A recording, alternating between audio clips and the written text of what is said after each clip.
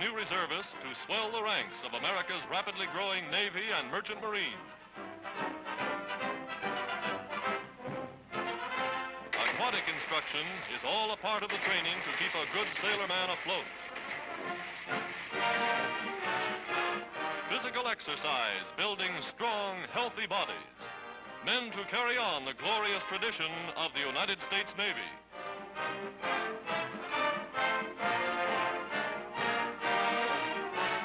In summer whites, the school salutes men who have been promoted from the ranks.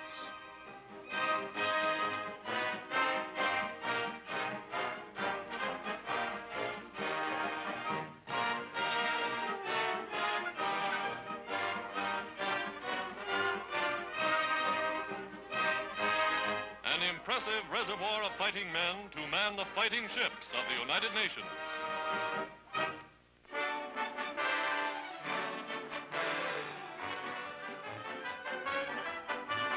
Surf bathing in Australia is quite a sport. It takes a hardy athlete to ride these waves.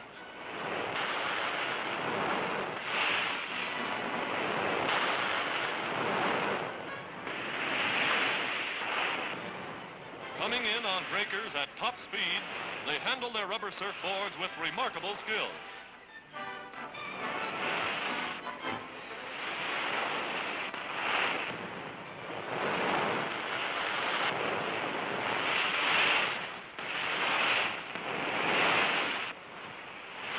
To win this aquatic contest, you have to ride the big ones, like this.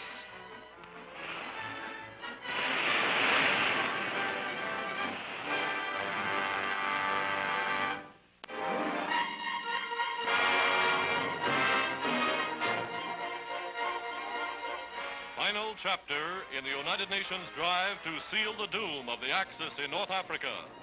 Americans of the 2nd Army Corps on the road to Bizerte. Armored brigades clearing a path for the infantry.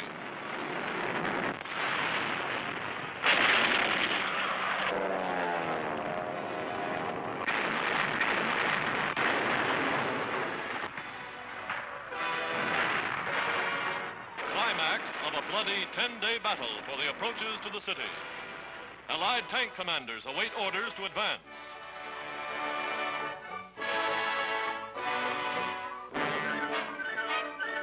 Wrecked German panzers are strewn like mileposts along the road of retreat. General Eisenhower, Allied Commander-in-Chief, inspects samples of Nazi ingenuity. Cunning booby traps designed to explode in the hands of unsuspecting soldiers. On the American right flank, the British 8th Army blasting their way to Tunis.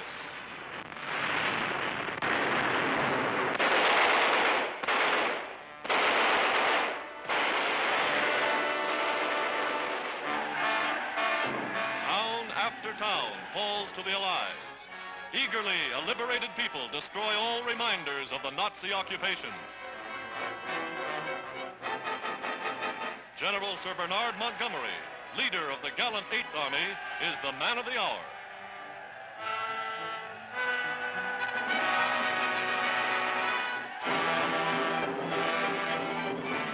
In the north, the tanks roll on. Desperately, the crippled Luftwaffe seeks to stem the drive. But one after another, the once invincible Nazi warplanes are shot to earth in flames.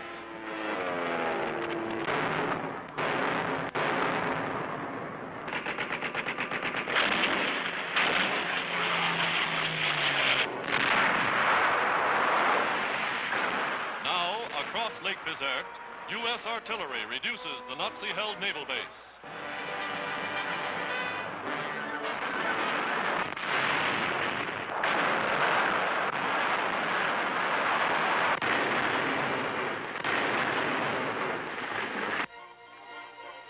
Six months before, that American infantryman was just landing in Africa. Now, with the help of fighting French and British allies, the advance guard of United States forces enters the outskirts of Bizerte. They move cautiously and rapidly, for enemy snipers still lurk amid the ruins. Machine gun nests are wiped out by tank fire.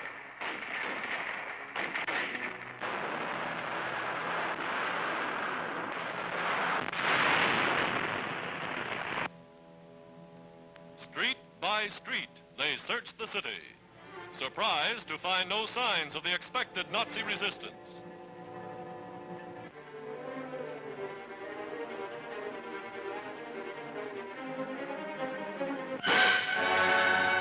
Suddenly, the Germans' great African war machine collapses. Nazi soldiers, driving their own trucks and bringing all their equipment, surrender without a fight.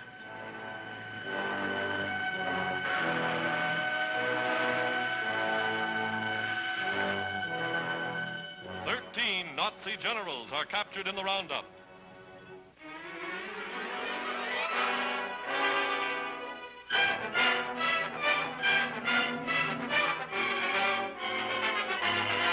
Prisoners flock to the rear by companies, by regiments, by entire divisions. In all, more than 175,000 surrendered to the Allies in 5 days.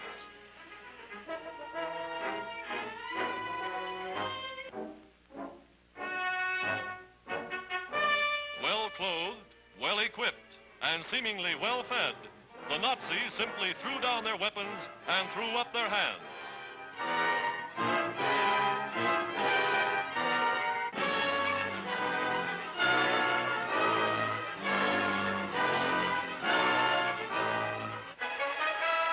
Triumphal entry into Bizerte. Hysterically happy crowds hail the British, the French, the Americans as liberators. The faces of the people tell their own stories more eloquently than words.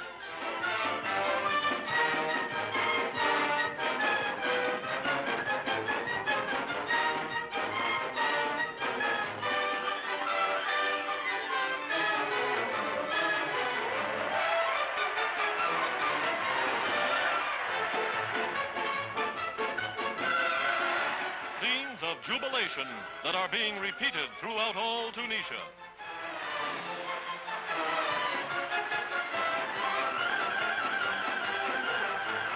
Springboard to the continent. The banners of the United Nations replace the swastika over North Africa.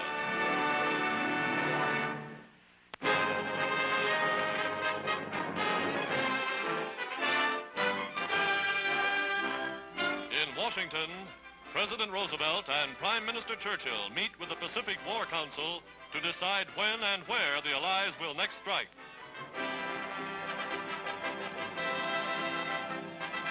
An imposing array of military headgear signifies that the war chiefs are in conference.